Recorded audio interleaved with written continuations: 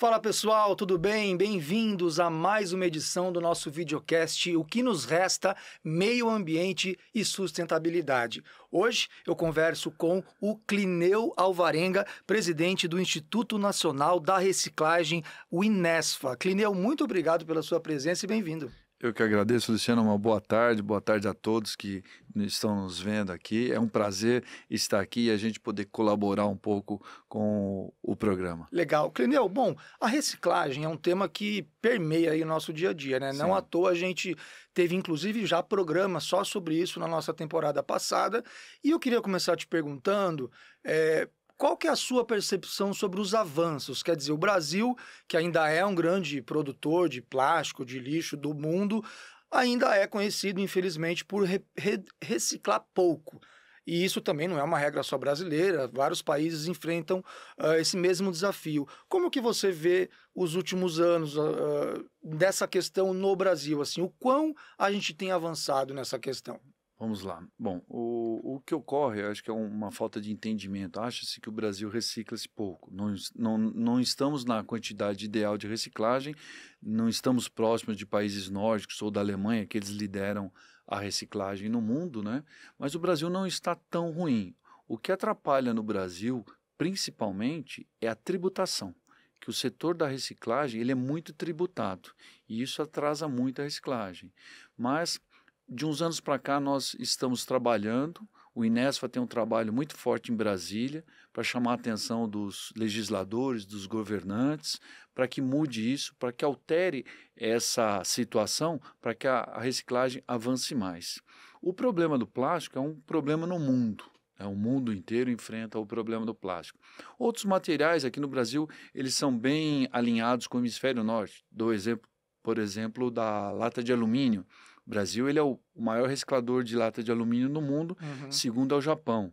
No aço, a mesma coisa, nós reciclamos bastante. O papel um pouco menos, o plástico é muito pouco, eletrônico poucos, borracha também a gente recicla pouco. Então tem muito campo para a gente avançar, para esses outros materiais chegarem aos níveis de alumínio e aço. Agora, Clineu, quando a gente fala desse tema, é inegável também falar da reciclagem doméstica, né? Da separação em casa, antes do material ir para as usinas, serem reciclados e tal.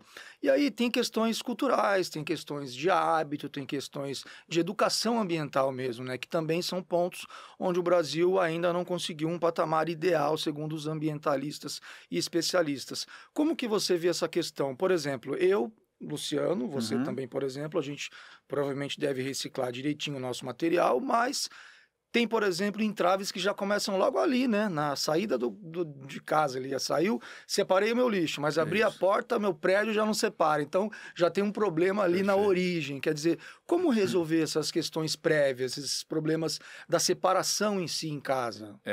Bom, começando em casa, uma coisa que é muito importante às pessoas que começam a separar os materiais recicláveis dos materiais orgânicos é a limpeza. Muita gente acha que você usa uma embalagem e você pode colocar ela daquele jeito para reciclar. Não se deve isso, porque você tem que, no mínimo, passar uma água, né, para limpar aquilo lá, tirar o excesso e encaminhar aquilo. Porque se ela tiver muito suja, ela nem vai poder ser reciclada. Não, às vezes nem, realmente, você tem razão. Às vezes ela vai só para um pátio para reciclar e ela vai ser descartada e vai para um aterro. Então, um simples fato de você limpar o material que você põe para reciclar já é um grande passo. E passar uma água também, só não é uma água. limpeza pesada, é né? uma água, porque daí você tira grandes contaminações do material. O excesso mesmo, né? Isso aí, o excesso. Então, só uma pequena limpeza, isso é fantástico. E vale para quê, Clineu? Só para a gente também já aqui já dar o serviço. Quais são os mais importantes, assim, da pessoa se lembrar de passar uma água?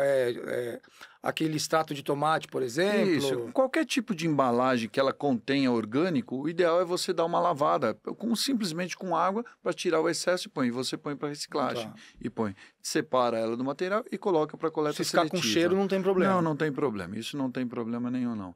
E aí, daí em diante, do bairro ou do edifício ou do condomínio que cada um mora, né, ter vamos dizer, uma ideia de sustentabilidade, uma ideia bacana social também, né, para encaminhar isso para a reciclagem e aí é o segundo passo que cai às prefeituras, né? Recai às prefeituras, políticas públicas para ter uma coleta seletiva organizada e realmente funcionando. Mas, por exemplo, desculpa te interromper, antes da prefeitura ainda, só para seguir no meu raciocínio, nos prédios residenciais também não deveria já ter uma separação ideal? Porque, por Sim. exemplo, a recomendação é para que a pessoa separe o orgânico dos outros, que seria Isso. plástico, vidro, metal, etc. Isso, Mas a gente sabe que tem até cores já instituídas há anos no Brasil para cada tipo de material. Já não seria ideal que cada prédio, pelo menos os grandes, os comerciais, ou que isso crescesse de uma forma ideal, já tivesse essa separação? Meu prédio residencial, por exemplo, não tem. Não é uma crítica, é uma constatação. Eu separo, mas aí ele vai todo para um canto só, assim, onde fica Sim. tudo junto. Plástico, vidro e tal. Isso também já não poderia ser melhorado? Poderia, isso melhoraria. Você tem alguns países na Europa que realmente, quando você tem aqueles containers de recicláveis, tem um para vidro, tem outro para plástico, um para metal, outro para papel, aí é o ideal. Sim. Isso é o ideal. Sim. Agora, só de separar e já limpar, já está suficiente para ele ir para uma cooperativa, para ele começar a fase da reciclagem. Sim. Isso já é muito positivo. Agora, o que a gente vê é a falta de, vamos dizer, de políticas públicas, porque às vezes a pessoa separa todo aquele material, chega lá num caminhão, mistura tudo, e aí com orgânico acabou, quer dizer, não adiantou nada. E também nem é culpa do lixeiro ou do profissional, é culpa de quem está lá em cima gerenciando o trabalho dele. Perfeito, é isso aí. Isso falta também aqui em São Paulo, numa cidade tão grande. Você tem isso, infelizmente, só em alguns bairros, né? Sim. É muito triste isso, mas infelizmente ocorre. Então, e aí você toca no ponto crucial, quer dizer, a gente vai avançando na linha do tempo, na linha da origem do lixo, né?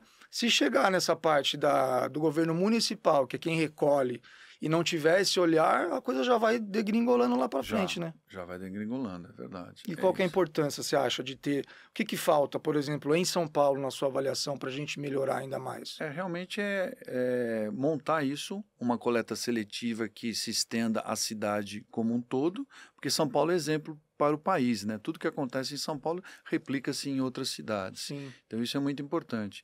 E abrir os olhos que a reciclagem não é algo só ambiental, é social e principalmente econômico. E o Brasil joga bilhões por ano fora por não reciclar os materiais recicláveis. Ou seja, uma questão também de economia, né? Perfeito. Poderia trazer... Eu já vou aprofundar essa questão da economia, mas só para... Você falou de uma questão que me lembrou aqui, a questão das periferias, né? Que em São Paulo, muitos bairros não tem nem onde a população carente, mais pobre, eles muitas vezes não têm nem onde colocar o lixo normal. Quer dizer, como é que a pessoa que não tem onde colocar o lixo e às vezes acaba descartando num córrego, numa rua esburacada, vai pensar em separar o lixo se ela sequer tem uma destinação do lixo? Quer dizer, eu acho que essa atenção global, olhando cada realidade de cada bairro, você acha que também é um ponto? Sim, isso é positivo. Então, por isso que se essa coleta seletiva ela se estender à cidade como um todo, você começa a doutrinar as pessoas, a ensinar as pessoas, principalmente nas escolas, as crianças. É muito importante as crianças já virem com essa cultura. Isso ajuda muito. Começa a fluir naturalmente isso.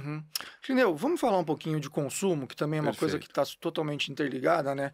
A gente também fez um programa no passado, não sobre reciclagem, mas sobre o consumo em si, né? E aí a gente acaba falando de reciclagem. Muitos materiais reciclados já existem no mercado, a gente nota que há um crescimento até, a gente, né, quem vai no supermercado percebe isso, eu acho, né? Agora, ainda é muito restrito, né? O preço, às vezes, de uma embalagem reciclada ainda é mais alto, não tem tantas opções, às vezes aquele item que você vai comprar não tem uma opção que não seja de plástico, por exemplo, e você acaba tendo que levar o plástico para casa. Qual que é a sua análise sobre essa parte do consumo, mas do ponto de vista de quem produz, da indústria? Quer dizer, a indústria tem investido suficientemente suficientemente de forma a transformar a matéria-prima, ou seja, oferecer aos consumidores para o mercado itens que não sejam plástico que leva 400 anos para se decompor, por exemplo? Existe, então só que nós teríamos que reformular toda a economia do planeta, porque a gente avançou nas últimas décadas para uma economia linear. Você produz, consome e descarta, né? Então, nós teríamos que voltar mais décadas. Se a gente lembrar lá atrás, reutilizava-se muitas as coisas. Engradado de garrafa. Tudo, né? Uma embalagem, aproveitava, uma lata, tudo. E isso foi mudando ao longo dos tempos. Então, a gente percebe que o planeta, ele está cobrando isso, então a gente tem que reformular tudo isso. Então, a gente tem que voltar o quê? Para a prancheta, para o projeto. Então, você vai fabricar um produto, ele tem que ser feito de modo que ele seja reciclável efetivamente. Não adianta só ter, se ele pega uma embalagem lá, tem o triângulo lá com o número. Exato. Isso não vale mais, Não isso vale, não quer dizer mais nada. Acho que o consumidor está mais atento a isso também, né? O consumidor está. E na parte do consumidor, a gente tem que o quê? Alertar para as pessoas, ao invés de você comprar algo que só tenha o símbolo da reciclagem, é muito importante você comprar algo que é feito com material reciclado. Então, isso eu acho que tem que alertar as pessoas, para as pessoas cada vez mais prestar atenção que ela nisso. não vai precisar voltar para o ciclo da reciclagem, né? Não, que ela vai ter que ser reciclada, ela pode ser reciclada novamente. Porque muito daqueles que tem só o triângulo, você tem alguns números de triângulo lá, por exemplo, no plástico, que ele não serve para mais nada. É de um uso único que você tem que descartar. Eu achei que você estava se referindo àquelas sacolas de cana-de-açúcar, por exemplo, que já se decompõem. Essas são biodegradáveis. Isso é um caminho também. Mas o grande volume dos materiais é que eles sejam produzidos por matérias-primas efetivamente recicláveis, entendeu? Sim. Então, esse é o caminho. Então, olha, aqui nesse estúdio que nós temos, tudo que nós vemos ao nosso redor é reciclável. Só que dele ser reciclável para ele ser reciclado, ele tem uma diferença, tem que ter um viés econômico. Senão, eternamente ele será um material reciclável e nunca será um material reciclado. Sim, porque uma coisa é ele poder ser reciclado, outra coisa é ele. Será que ele será, de fato? Então. Será que haverá tudo isso que você comentou, de investimento, política pública e tal, né? Então, e o que a gente vê hoje, tudo que você fabrica através de materiais reciclados, ele é mais caro do que o material virgem. Por quê, Clineu? Tem a ver com a tributação, que você falou? Principalmente a tributação. O Brasil é um dos poucos países no mundo que tributa a reciclagem. Ah, é? Um poucos. O Inesfa, ele... Tributa as empresas que fazem reciclagem? Isso. O material reciclável, ele é tributado. E se nós fizermos uma analogia, por exemplo, você pega esse produto aqui, quando você descarta ele está carregado com todos os impostos aqui. De produção. De produção, né? Aí você descartou ele, você traz ele para o início da reciclagem, você tem que pagar impostos novamente para ele entrar na cadeia.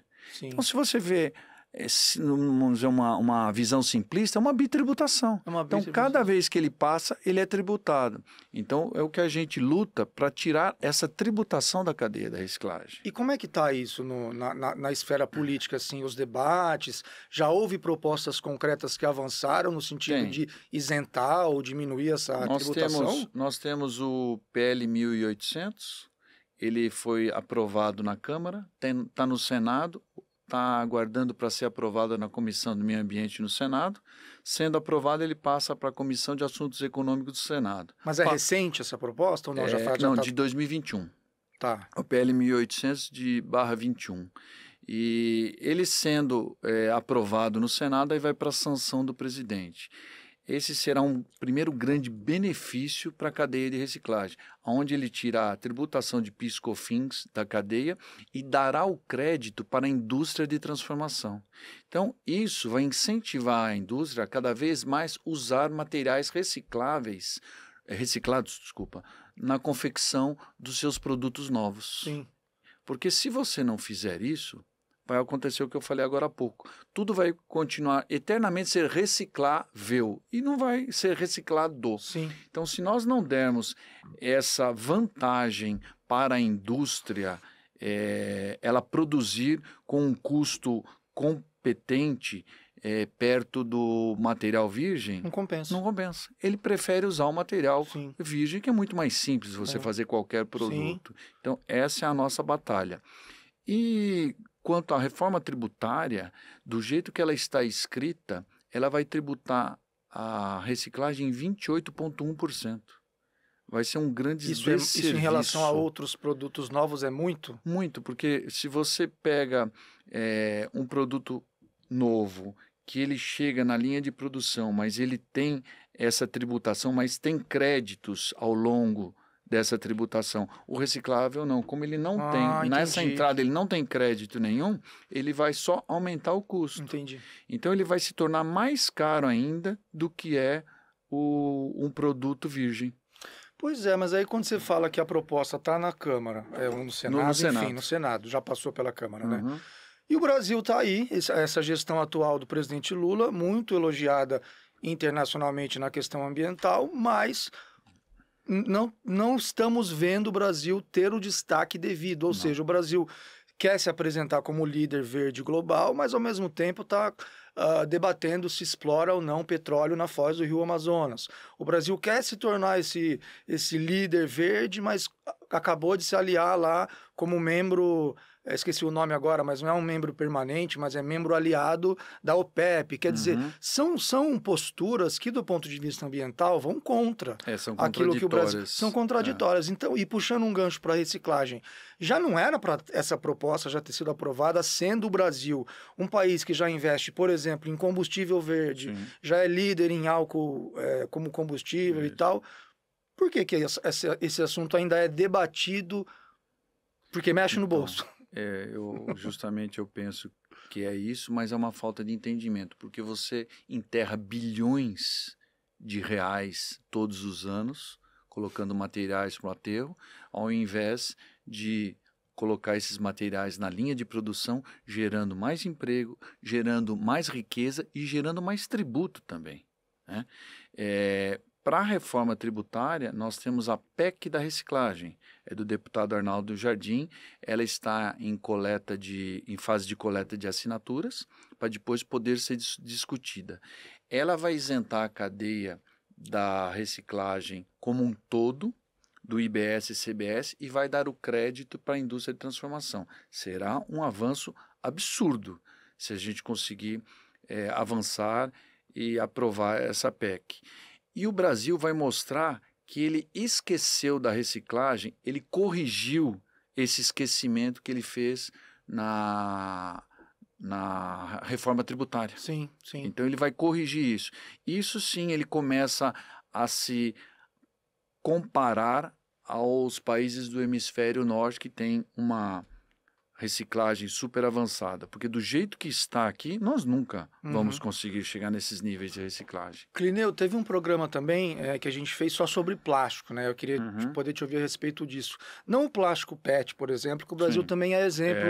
É exemplo no plástico PET, mas digo nos outros plásticos, naqueles que demoram anos para se decompor e tal. E é claro, a gente sabe que tem plásticos, até aqui você falou do estúdio, muita coisa que é de plástico e são coisas úteis, quer dizer, são coisas que não vão serem descartadas rapidamente, ou seja, fazem parte também da importância, cada item tem a sua importância no nosso dia a dia. Mas por que a gente ainda não, na linha do tempo histórica, a gente ainda não conseguiu uma opção ao plástico para esses produtos e também para o PET, por exemplo, que seja novo, que seja reciclável, mas que também seja acessível, mais barato? Como é que fica a parte das descobertas, da ciência? Por que a gente não descobriu ainda um produto que seja realmente substituível ao plástico? É que o plástico é um material maravilhoso. Eu não estou aqui defendendo a caneta, não é isso. Não. Ele é maravilhoso porque você faz, ele é barato de se fabricar e você consegue rapidamente transformá-lo em qualquer produto. Sim. Diferente de alguns outros materiais que ele exige uma elaboração maior no seu projeto, né? Então, até ele é maravilhoso para a indústria. Para a indústria. Ele é muito barato. Na reciclagem é o oposto. Ele é muito caro de se reciclar. Então, é muito mais barato você fazer um produto à base da resina virgem do que da resina reciclada. Sim.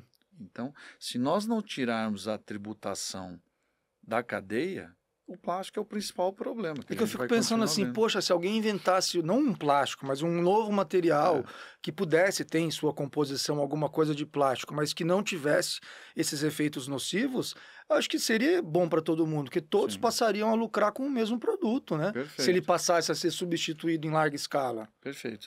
Aí demanda na tecnologia os cientistas descobrirem tudo. Mas o plástico que aqui está no planeta, se a gente valorizar ele na reciclagem, ele consegue ser utilizado. Eu vou te dar o exemplo da PET. Hoje a PET é muito valorizada.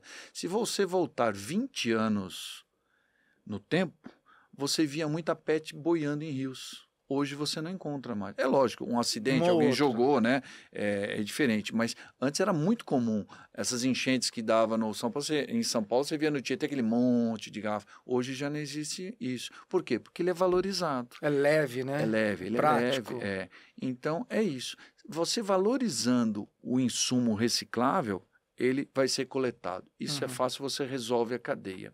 E não adianta você só trabalhar com incentiva isso, incentiva aquilo. Se você não valorizar o produto, você pode colocar o incentivo que você quiser, a cadeia da reciclagem ela não vai avançar. Sim. Precisa valorizar o insumo reciclado. O quê? Quem compete com ele? O insumo virgem. Sim. Então, se ele for competitivo, perfeito, ele vai para frente, a cadeia vai girar e nós vamos ter uma economia circular. Você fala das enchentes, né? Em São Paulo isso é muito comum e eu me lembro dos oceanos. Eu vi até esses dias uma atualização, não sei se é a mais recente, sobre o tamanho daquela mancha ou daquela ilha de lixo que fica no oceano. O sétimo continente. Né? Isso, exatamente, que é como se fosse um sétimo continente, só do lixo que vai para os oceanos e juntando todos os países e tal.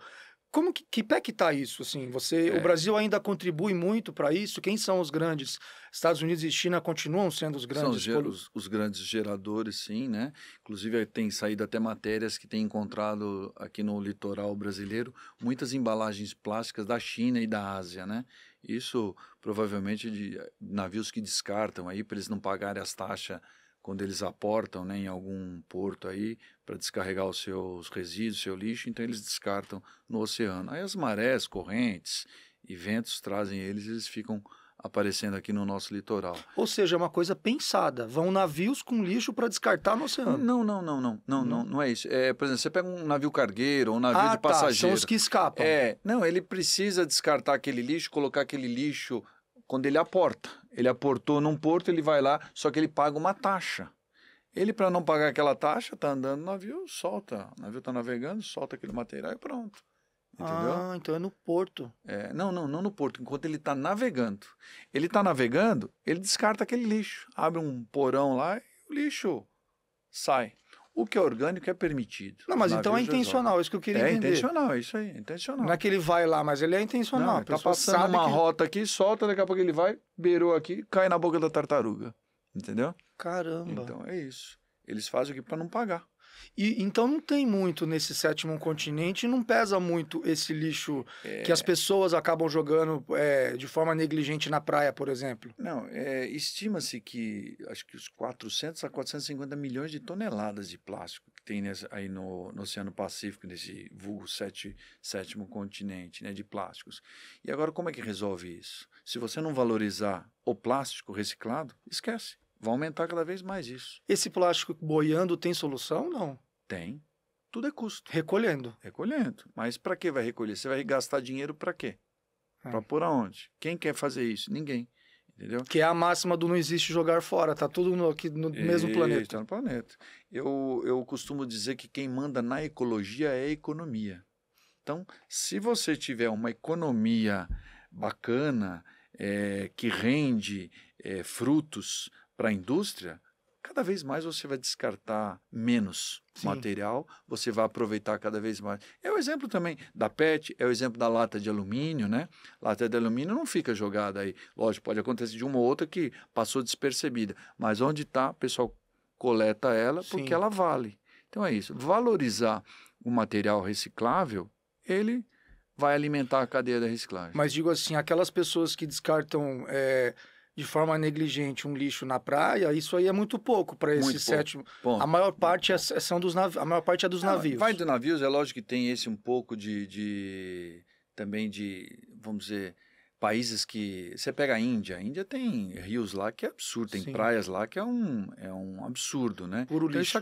isso acaba movimentando as marés e ele segue em frente, né? Sim. Até formar isso pelas correntes marítimas e ele fica nessa área. Você vê Sim. quantos manguezais que estão poluídos. Na África você tem muitos manguezais que estão poluídos de plástico, né? Então, se nós não resolvermos, principalmente voltando para o assunto Brasil, se nós não resolvermos a tributação na reciclagem, nós não avançaremos com a reciclagem no país.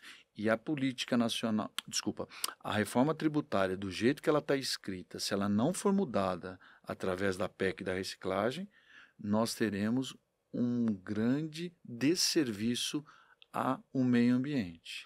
E você é otimista com relação ao fato de que o Brasil vai sediar a próxima COP? Isso, na sua avaliação, pode ter algum efeito de talvez ou acelerar essa tramitação, ou talvez pressionar mesmo os políticos a adotarem, acelerarem mesmo com o trâmite? Então, o que o Brasil vai apresentar na COP? Nós somos um país que nós apoiamos o meio ambiente, nós apoiamos a reciclagem, só que nós taxamos a reciclagem. Um dos poucos países no mundo é contraditório, não é? Então o Brasil tem que tomar um posicionamento, né, para isso. Sim. Tem o PL, tem a PEC, pode resolver essa situação. O Brasil tem que escolher a rota que ele tem que definir. Sim. Nós vivemos muito uma época de sair bonito na foto, todo mundo quer fazer, bonito na rede social, tudo. Gente, isso aí tem que deixar de lado. Nós temos que efetivamente cuidar do meio ambiente. Uhum. O planeta está cobrando. E o planeta, ele se regenera. Quantas eras glaciais passou-se? Muitos animais foram embora e o planeta está aí. Ele se regenera. Então, nós temos que cuidar da humanidade. Daqui a pouco a humanidade não tem mais lugar nesse planeta. E você acha que a reciclagem pode ser uma tônica da próxima COP, ou como a exemplo das últimas, o foco acaba sendo mudanças climáticas, queimadas, e o tema acaba não tendo talvez o valor devido ali nas discussões? Então, mas a reciclagem está diretamente ligada às mudanças climáticas, às queimadas, a você preservar o meio ambiente. É o setor que mais protege o meio ambiente, é a reciclagem.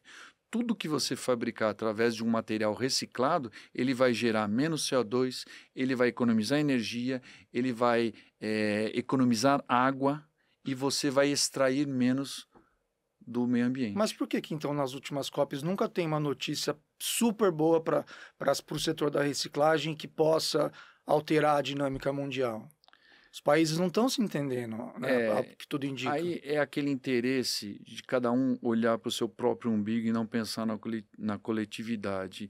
E esquecer que nós moramos num país, num planeta, não é cada um no seu país. Se eu resolver a reciclagem no meu, vou resolver a poluição no meu, eu estou livre, o teu país é que terá problema. Não, está tudo interligado. Né? A gente vê que hoje no Himalaia você tem poluição lá. Por quê? Isso não saiu lá do Himalaia, isso roda o mundo. Então os governantes mundiais têm que abrir os olhos, é que ninguém quer pagar a conta. Uhum. Né? Todo mundo quis extrair, fazer o que bem podia, garantir a sua economia. Agora que chegou a conta, ninguém quer pagar a conta. Então o Brasil tem tudo para sair na frente. O Brasil tem tudo para chegar na COP e falar assim, ó, o Brasil é um país que apoia a reciclagem, nós fizemos isso, ó, tiramos a tributação, temos tecnologia para avançar. Propor alguma coisa real para que os outros países abracem. Né? Perfeito, é isso aí. E a gente tem tudo para sair na frente. É um país maravilhoso. Aguardaremos a próxima COP, torceremos para que tenhamos novidades em todas as áreas, como você falou. O nosso planeta precisa, o nosso meio ambiente precisa e a reciclagem também precisa.